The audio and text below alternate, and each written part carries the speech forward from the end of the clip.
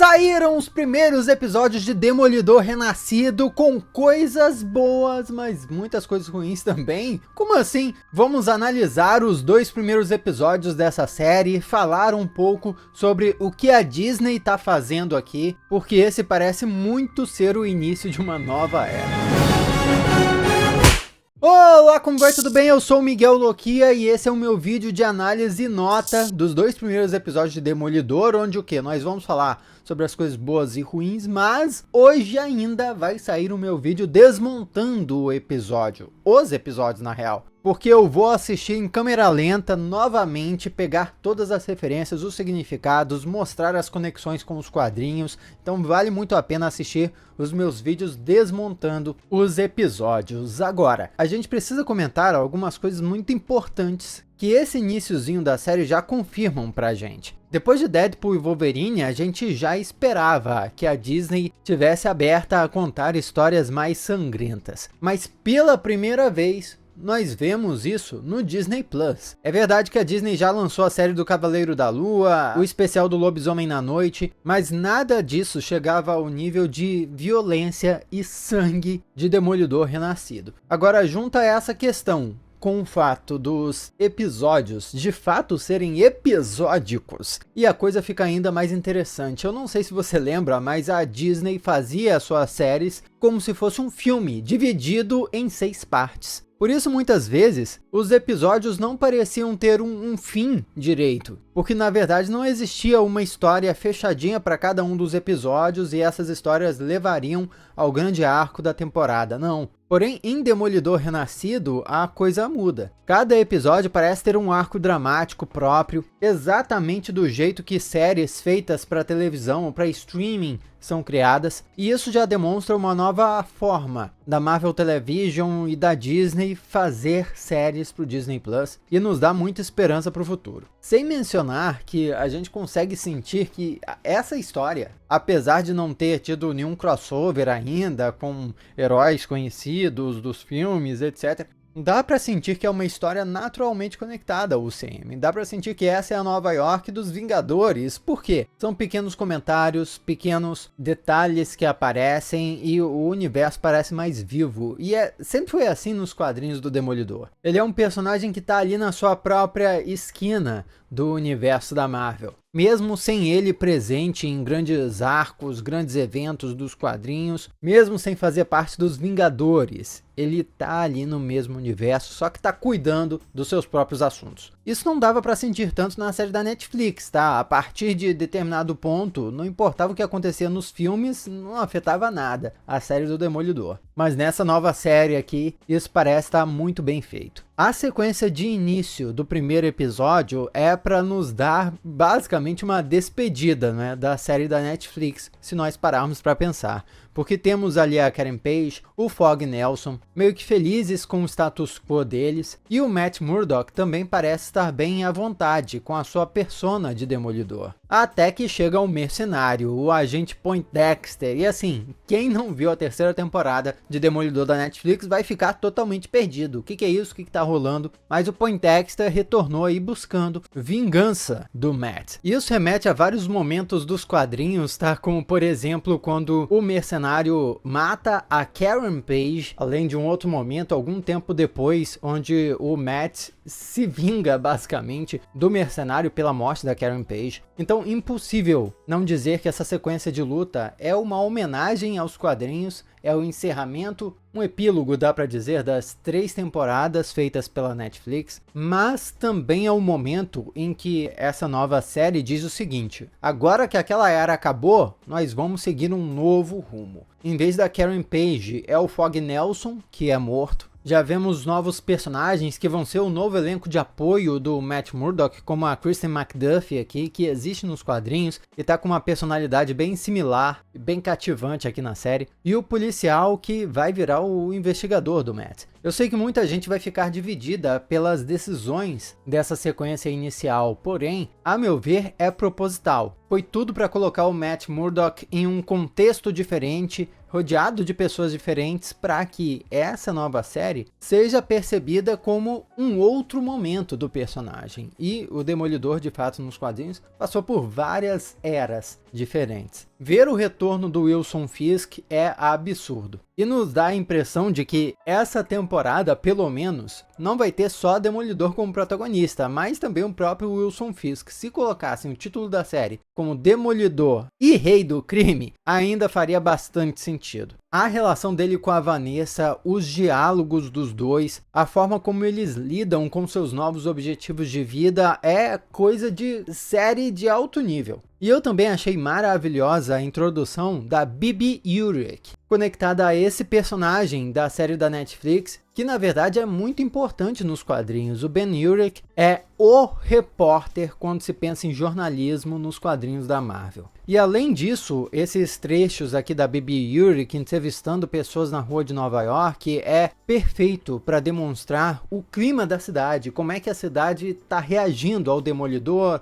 ao Rei do Crime se candidatando, porque afinal a série já começou mostrando trechos da cidade. Nova York vivendo, as ruas são um personagem tão importante quanto o próprio herói e o próprio vilão. E usar esse tipo de reportagem assim, de rede social, um negócio mais viral, pois isso é muito mais próximo da população hoje do que se eles colocassem um telejornal falando o que as pessoas estão achando ou não nas ruas. É impressionante também a quantidade de coisa que acontece nesse primeiro episódio. Ele é muito acelerado. Além do fim do status quo do Matt, tem a Vanessa estabelecida como a rainha do crime, o Wilson Fisk retornando depois dos acontecimentos da série Echo, que a gente pode fingir que não aconteceu, que não vai fazer diferença nenhuma. O julgamento do mercenário, que se tá vivo, o cara deve voltar eventualmente. Vai ser contratado pelo Rei do Crime, sei lá, vamos ver. Tem todo o rolê da candidatura do Wilson. O Matt é apresentado trabalhando em um escritório grande de advocacia junto com a Kristen McDuffie. É ele se envolvendo com um novo interesse romântico, e isso é muito Matt Murdock, mesmo nas HQs, pô, o cara é um galinha, tá sempre com uma mulher diferente e sempre sofrendo por conta disso. E tudo para se concluir com a eleição do Wilson Fisk. Se a gente imaginava que a série iria ser sobre o Wilson Fisk tentando ser eleito,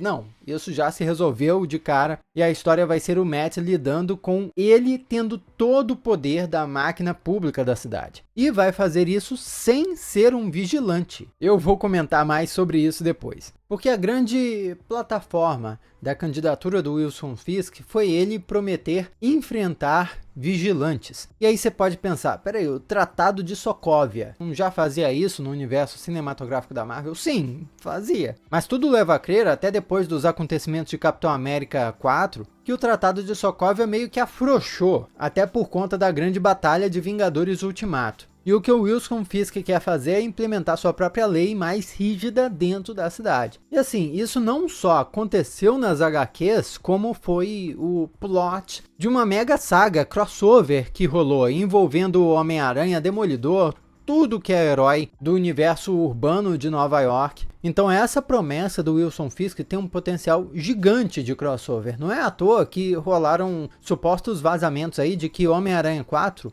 era originalmente lá atrás para contar a história do Homem-Aranha junto com o Demolidor contra o Wilson Fisk como prefeito de Nova York. Eu fiz um vídeo inteiro que já tá no canal sobre Homem-Aranha 4 e tudo que saiu sobre ele, vale a pena assistir. Mas o ponto é, essa proposta pode render aí 2, 3 temporadas e a participação de muitos outros heróis, se a Marvel quiser. Aqui no finalzinho, quem nós vemos pintando um muro é quase certamente o vilão Mills, que vai ter sua importância no decorrer da temporada, tá? E a própria abertura da série também é uma boa reinvenção do que foi feito lá na Netflix, honrando o passado, mas construindo um momento diferente para o personagem. Vamos para o segundo episódio, mas antes deixa eu te pedir para se inscrever no canal, deixar o like também para dar uma força, eu adoraria ter a sua companhia aqui nos vídeos futuros, e se você já faz parte da família Loquia, já sabe. Vale dizer também que se você curte super-heróis, com certeza vai gostar de Super Saga. É esse universo aqui de heróis com uma raiz brasileira e ainda uma trama que atravessa várias décadas com vários personagens diferentes.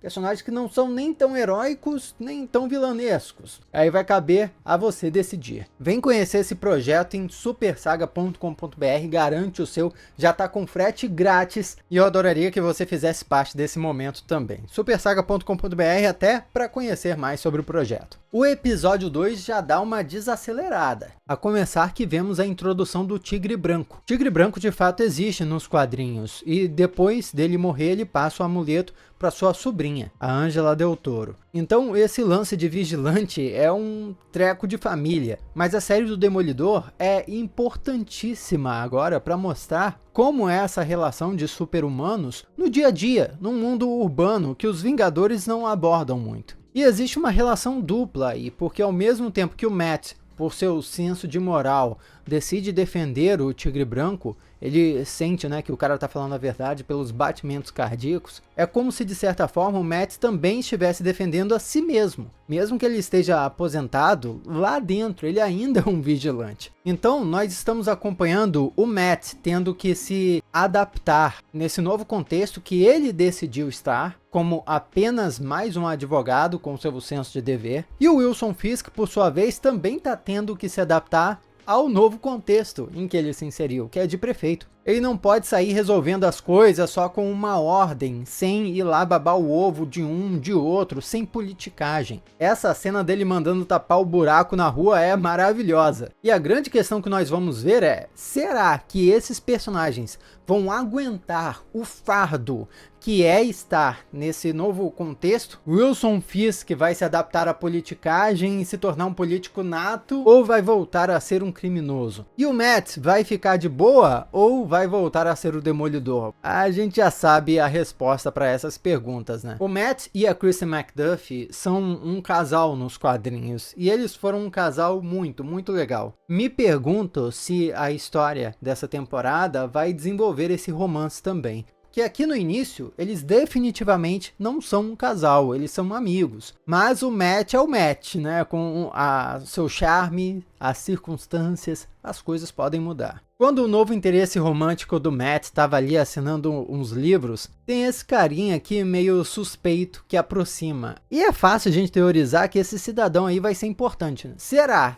que ele vai ser o vilão Mills, que vai ser importante em episódios futuros? Bom, só o tempo dirá. Mas a gente sabe que essa abordagem aqui do capanga do Wilson Fisk nela já confirma que o Fisk não está disposto a abandonar totalmente os seus métodos, e ele provavelmente vai usar ela para controlar ou limitar as ações do Matt Murdock. É muito bom ver o Wilson Fisk dobrando as pessoas e a sua politicagem através dos seus métodos sujos, né? Mas é o que a gente espera do Rei do Crime. Mas ele não é o único, porque o Matt também está disposto a usar as habilidades da sua outra vida, vamos chamar assim, para continuar trabalhando na sua nova vida de apenas advogado. Eu já tô sentindo que vai ser delicioso a gente acompanhar os dois personagens saindo do seu casulo e voltando a ser quem realmente são. E eu tenho a impressão que esse cara aqui vai ter a ver com isso. Ele tem ou não tem um cheiro assim de personagem que vai morrer?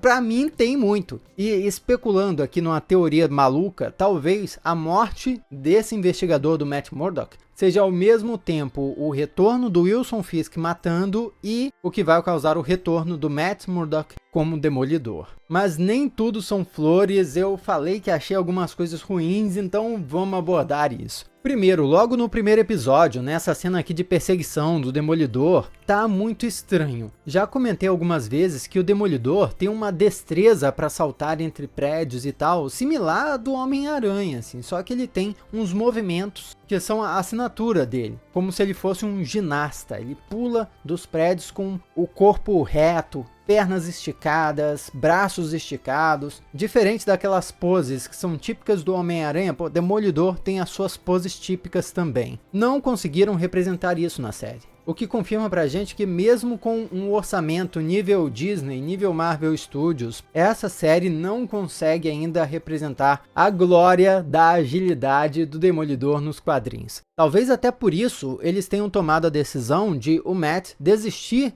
de ser o Demolidor logo no início, para poder não precisar lidar com o uso extensivo de efeitos visuais, que acabariam não ficando tão bons. E esse, inclusive, é um outro ponto negativo para mim. Vai ter Matt Murdock lutando? Vai, mas não ele como Demolidor em si. Isso é uma parada que eu senti muita falta nas outras temporadas da Netflix.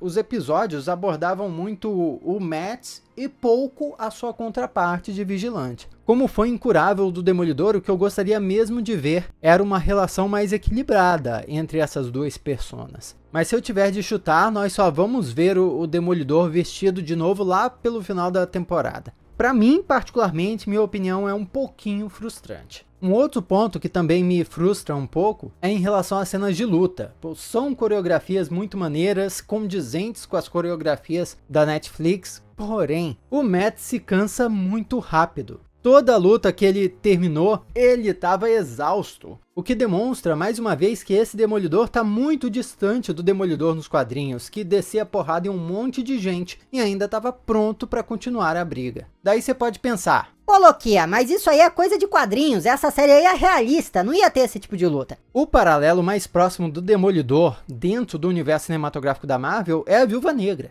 Então imagina o personagem lutando feito a Viúva Negra, derrubando um monte de gente, mas ainda assim estando de boa. É esse o tipo de comportamento que eu esperaria do Demolidor, mas a série não consegue representar ainda, porque na identidade do Demolidor dessa série em live action, ele é mais fraco, vamos falar com todas as letras, ele é mais fraco do que a sua contraparte dos quadrinhos, e a meu ver, não tem muito motivo para isso, já que a Viúva Negra desce o pau em geral aí e tá de boa. Isso é uma percepção muito particular minha, tá? Tudo bem você discordar e as pessoas terem pontos de vista diferentes. É mais porque eu, particularmente, sou mesmo muito apegado à figura do Demolidor das HQs. E, inclusive, outro ponto negativo para mim é a ausência do sentido radar. O sentido radar do Demolidor é um sentido extra que ele tem, de fato. Mas a série nunca representou isso. Teve sim aquela cena na primeira temporada da Netflix que mostrou como é que ele percebe o mundo, mas aquilo não é o sentido radar. A Disney e a Marvel, como já tem um novo orçamento mais alto, poderiam adicionar isso na nova série, mas decidiram não. Então já dá para perceber que a maioria dos meus pontos positivos sobre a série não tem nem a ver com a série em si, e sim com a minha percepção do personagem. Só um último detalhe que eu queria apontar aqui para não passar despercebido é essa tatuagem do Justiceiro no policial. E isso não significa que o Justiceiro tenha a ver com esses policiais aí, não, mas provavelmente a série vai se inspirar em alguns acontecimentos do mundo real